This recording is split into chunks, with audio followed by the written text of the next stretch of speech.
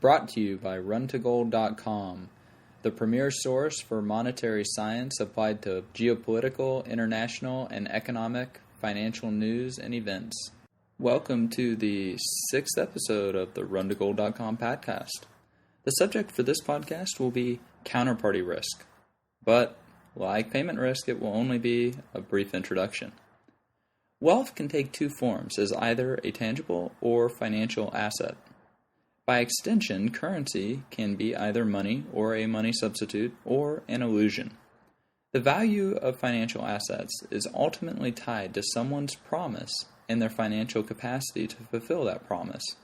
Thus, financial assets such as checking, saving, and sweep accounts, stocks, bonds, and Federal Reserve notes are subject to counterparty risk.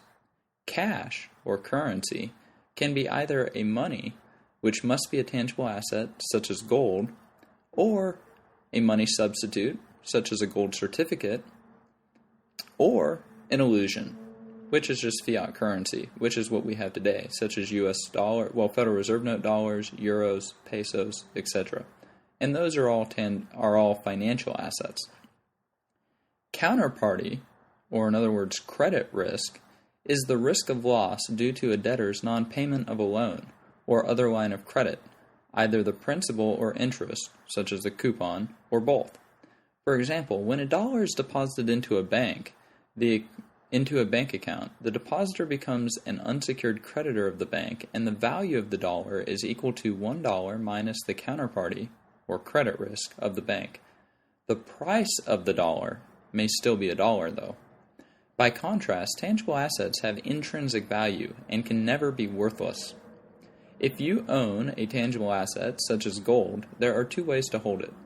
Either store it yourself, or work with a custodian to store it for you.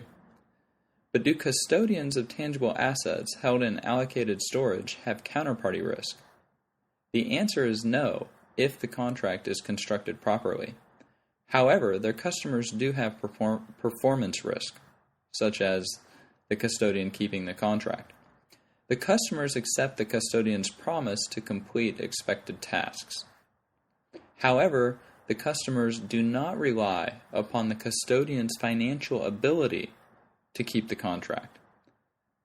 By analogy, when you leave a suit at the dry cleaner, the title to the suit does not pass to the dry cleaner, and if the dry cleaner declares bankruptcy, you still get your suit back and are not behind any other creditors in the bankruptcy proceedings.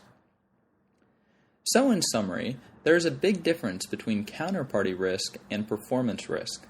In today's uncertain financial environment, avoiding counterparty risk, whenever possible, is prudent. For example, the FDIC, the Federal Deposit Insurance Corporation, that insures most accounts held with U.S. banks, has recently increased their staff in the Division of Resolution and Receivership, the Bank Failure Division, by 60%. From 220 to 360 people. Bear Stearns was subject to over $13.5 trillion of derivative liability, which was added to J.P. Morgan's $93 trillion. Lehman Brothers also evaporated, causing all of their financial assets to which they were a counterparty to become worthless. Combined derivatives exceed $500 trillion, or, by some estimates, even $1,000 trillion of risk. We can expect more Bear Stearns type events, or Lehman Brothers, or AIG, or Fannie Mae and Freddie Mac, or Washington Mutual, or IndyMac, to occur in the future, with other national or local banks, such as Citigroup, Citibank, Wachovia, and many others.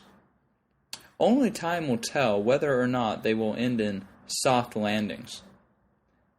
Why take any exposure to unnecessary risk? Remove the layers of risk between you and your purchasing power. Anyways, that's been the conclusion of the 6th episode of the runtogold.com podcast. I hope you enjoy it, and thanks for listening. You've been listening to the runtogold.com podcast, the premier source for applied monetary science on the web.